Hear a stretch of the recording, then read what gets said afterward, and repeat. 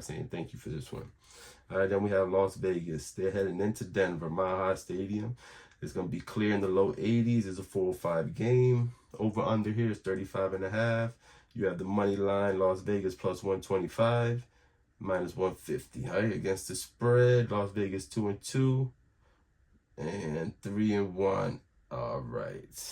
3-1 is Denver. Denver's 3-1. All right, so they're covering the spread. This is your last 10.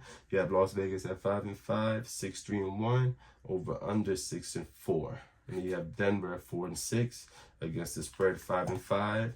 Then it's 4-6 with the over under head to head. Now you have Las Vegas at 9-1. So in the last 10, Vegas has won 9 of them, and against the spread they're 9-1. All right, and then the over under here is 4-6-1. So just because of that, the simple reason that it looks like Las Vegas owns Denver, we're gonna go ahead and we're gonna lock down the Raiders. All right, let's take the Raiders plus that 3. Ooh wee. You know what? You can even buy the half point so that if they lose by 3, you're not there stuck. Remember, I told you how to do that with the Chargers at Kansas City game. I told you buy the half point. So if Kansas City wins by a touchdown, you're not sitting there with a push. And if you did that, you were not sitting there with a push. All right, so let's go ahead and lock down the Raiders 4-5 game. All right, then you have the Cardinals. They're heading over to San Francisco as 7-point underdogs. It's going to be clear, low to mid 90s. The humidity there is going to be at about 20%. You have the over under at 49. Money line is plus 280, minus 360. So if you want San Francisco, you're looking at minus 360. Against the spread, Arizona's 2-2. And so is San Francisco. They're 2-2 as well. Right in the last 10, you have Arizona at 3-7, 5-5 against the spread, then 7-3 over under. Then you have San Francisco at 5-5 overall, 3-7 against the spread, and 7-3 over under. So if you've been taking the 49ers and the last 10 of their games to cover, you're 3-7 on that, all right? So a lot of people take San Francisco. That's why the number is usually so high that they give San Francisco. Usually like 7, 8, and then they'll win by 6 or something of that nature. I think the 7 is too much. I think Arizona, they don't have to travel too far. Weather's going to be nice. If I had to, my lean would be Arizona. Let me go ahead and put this down. That's a lean. Arizona plus the 7. All right, then you have the Giants. The Giants are heading to Seattle at 7-point underdogs. All right, it's going to be clear in the mid-60s. Over under here is 42. You have money line plus 275, minus 350. Against the spread, they're both 1-2. All right. No, I'm sorry, they're both 1-2-1 against the spread. Both teams are 1-2-1 against the spread. In the last 10, you had the Giants at 4-6 against the spread. They're 6-3-1. And they're 3-7 in the over/under. Seattle's at 6-4, 4-4-2, and then 5-4-1. Head to head, you have Seattle winning this 7-3 so far against the spread.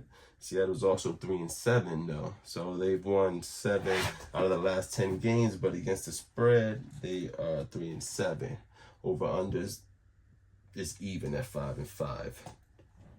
All right, next is gonna be a 425 game. We're going to head to LA, where Green Bay is visiting and they're favored by 3 points.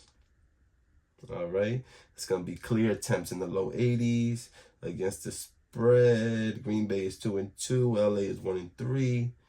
Over under is 48.5. We're looking at minus 165 money line, plus 140 if you want to take LA. In the last 10, Green Bay is 6-4 overall, and they're 6-4 against the spread, and 7-3 over under. Then we have LA at 5-5, 6-4, 7-3 over under. So these numbers tell me that head to head, Green Bay owns this 9-1. So the last 10 matchups, Green Bay has won 9 of them, and against the spread in the last 10 matchups, Green Bay has covered 10-0. Over under is 5-5. All right, so it looks like Green Bay owns this, and they're 9-1 and 10-0 against the spread. Why not go 11-0? What do you think about that? but I don't know. They could probably go 11-0 in this one, but I don't know. I like Green. I like LA. I mean, I just hate taking favorites in general. You know what? I'm gonna stay off this game, but if I had to lean, hey, let's go with the numbers. Let's see if they go 11-0 and take Green Bay in this one. But I'm laying off of it. So, and then we have the Sunday night game. We have Dallas. They're going to Pittsburgh.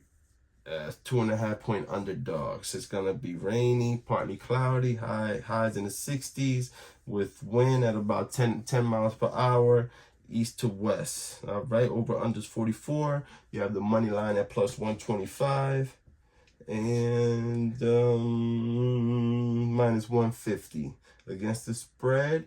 You have Dallas at 1-2-1 this year, and you have Pittsburgh at 3-1. The last 10.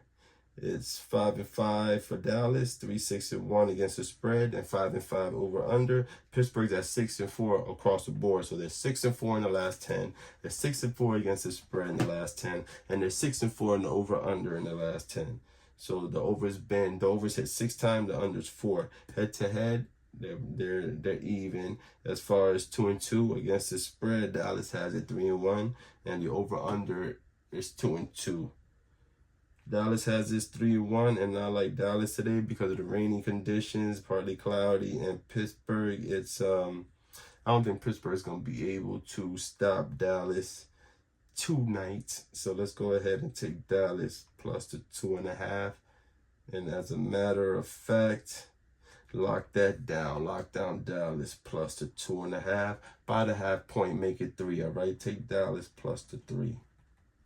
And then you can come back tomorrow morning or late night tonight and just leave a thank you there in the comment section. Right, then we have Monday night.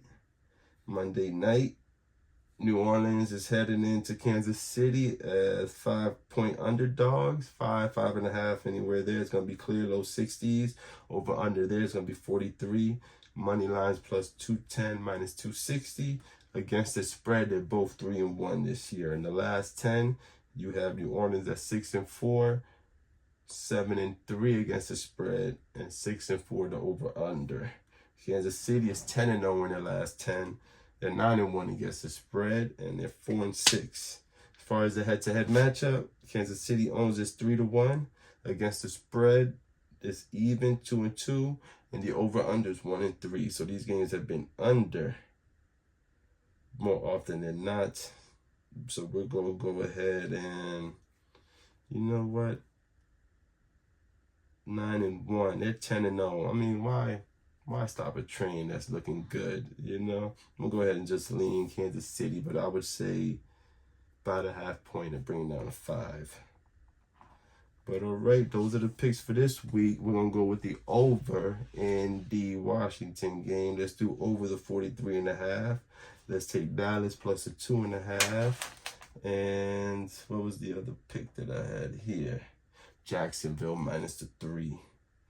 All right. So that's all for you there. Let's make some money. Bet smart. Bet with your... So those are the plays right there. We're going to do Jacksonville minus the 3. We're going to do the over in the Cleveland-Washington game. Over 43.5 by the half point. Bring it down to 43. We're going to take the Raiders plus the 3. All right. And Jacksonville. So we're going to do Jacksonville. We're going to do Jacksonville minus the 3. We're going to do Jacksonville minus the 3. We're going to do LV plus the 3. All right. We're going to do the over 43. Then we're going to do Dallas plus the 3.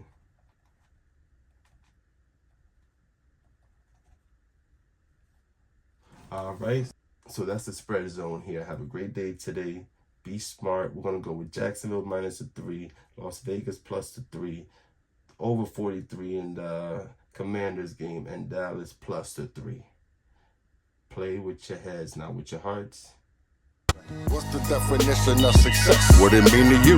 Traveling, having money, doing what you wanna do? Or is it something deeper, like helping all your people? What if you try to lead them and they bite their hand and feed them? You know you can't reach them, but you know you can't leave them. Either one is coming with a cost, and neither one is cheaper. See, the moments of truth be the twist and the turn. Word the gangstar, cause it's still hard to earn. Learn from mistakes, my fate's to sit straight in a dual motor test.